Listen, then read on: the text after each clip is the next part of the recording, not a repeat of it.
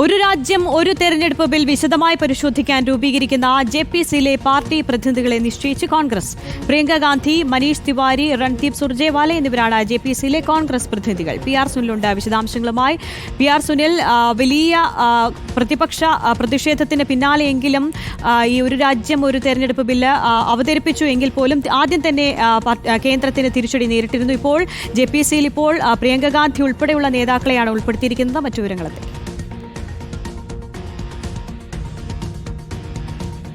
ആര്യ, ഒരു രാജ്യം ഒരു തെരഞ്ഞെടുപ്പ് ബില്ല് JPCക്ക് വിടാനുള്ള തീരുമാനം എടുത്തിട്ടുണ്ട്. JPCക്ക് ഈ ബില്ല് വിടുന്നതിന് മുൻപ് ഈ JPC തീരുമാനിക്കണം ആരൊക്കെയാണ് JPCയിലെ അംഗങ്ങൾ എന്നത്. 31 അംഗ JPCയാണ് രൂപീകരിക്കുക. ഏതായാലും ഈ JPCയിലേക്കുള്ള നേതാക്കളുടെ പേരുകളാണ് കോൺഗ്രസ് ഇപ്പോൾ തീരുമാനിച്ചിരിക്കുന്നത്.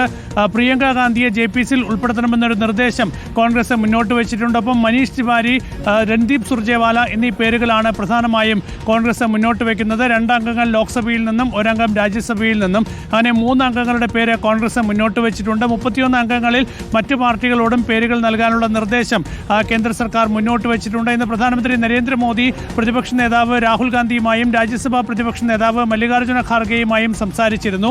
ഇന്നോ നാളെ തന്നെ ഒരുപക്ഷെ ഈ JPC അംഗങ്ങളുടെ പേര് സംബന്ധിച്ചുള്ള വിവരങ്ങൾ ലോക്സഭയെ സർക്കാർ അറിയിക്കാൻ സാധ്യതയുണ്ട്. അതിൻ്റെ അടിസ്ഥാനത്തിലായിരിക്കും ഒരു രാജ്യം ഒരു തെരഞ്ഞെടുപ്പ് ബില്ല് ഈ JPCയിലേക്ക് വിടുക.